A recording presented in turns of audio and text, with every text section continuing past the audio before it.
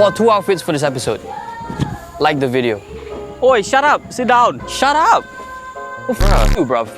Fuck you. What you want to talk about, bro? Why do you always get on your nerves when I want to talk about this topic? Cause fuck you. You just hope this shit blows up because it's edgy, right? Really, bruh? Yeah, cause every single person wants to do something, go somewhere, blow up, become famous for something they're great at. Especially when it comes down to the youth. Like, admit it, even if you say you wanted a simple life, like regular paycheck, you have fantasized about being on the podium, living that whatever extravagant entrepreneurship life, getting the attention that so many celebrities get these days. Well, that is because we hear these success stories about the greats among us, Elon Musk, Gary Vaynerchuk, and we use them as benchmarks. How Muhammad Ali went from poverty, rock bottom situations to being one of the greatest. We take these stories and we use them as benchmarks for our own success stories. What we forget is that Singapore is the first world country with not a lot of problems for the youth. Let's admit it, we all have fantastic My chair just broke, bruh. You're gonna have to deal with this. Let's admit it, we all have fantastic access to education, housing, and food. Like, survival has been checked in our lives, and that really solves about 70% of all our problems. Even if you come from a low-income family, I bet you have a decent amount of access to education that you can use to leverage yourself. Like, no one here is starving on the floor, no one here is fighting for water in the middle of the streets. So the issue here is that, like, how are we gonna skyrocket from this level of comfort, bruh?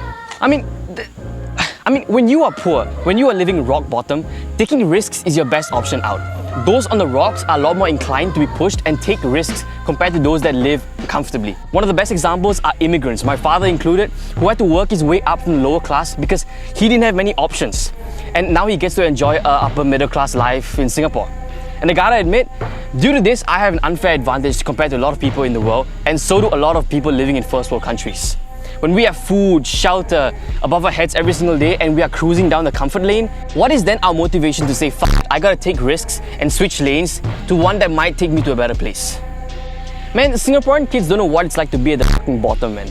Anyone at the bottom doesn't want anything more than to be at the top. The middle only wants to be praised and get attention for being unique. You're not unique. You live in Bishan and are sweaty as balls when you come to school. So what's the solution? I don't know, that's why I'm stuck. Seek discomfort. What? Seek discomfort. Where do you find that? Twitter? You. No, the fastest way for someone to evolve is to get out of the comfort zone.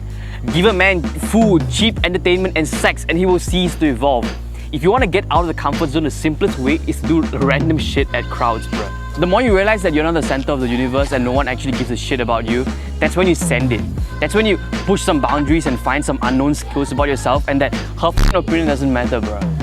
I read that. I mean, I feel like comfort zones, they come from people as well, bro.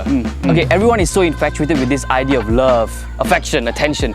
You got all these little bitches on Instagram posting, oh, my boyfriend did this to me, my girlfriend did this for me. Like, f you, I don't give a f, but actually, we kind of do give a shit, and for some reason, not everyone wants to get in a relationship. So you go on a self-improvement journey.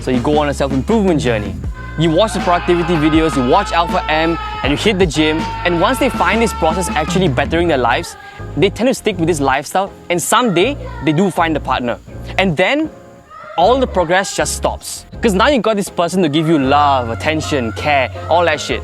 You just feel like you've won because you've made yourself valuable. But in reality, you just got comfortable with the fact that your partner is comfortable with you not evolving.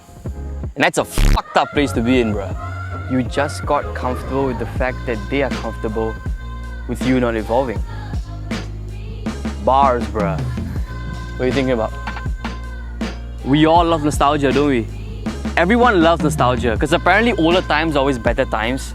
Like, nah, you just peaked 2 years ago and decided to quit evolving. And it's similar to a lot of boys in the army because they want to go back to their civilian life, right? And then they blame the government and complain about them giving them a really shit life that's boring without any progress. But they still have the mentality that clubbing, getting wasted and gaming all weekend will make you happy. And that's what they do every book out.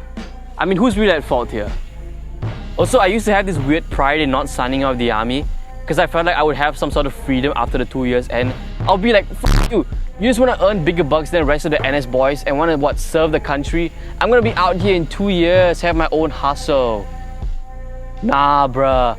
Real shit is providing for your family, having financial freedom and having a purpose in life, man. Financial freedom is so sexy, bruh. Well, so stupid, bruh. Honestly. Financial freedom is so sexy. Yeah, I mean 80% of us are just sleepwalking, no purpose, no precise ambition, while our identity is still being defined by Instagram. Dudes got their career set. At 18, bro. F***ing 18.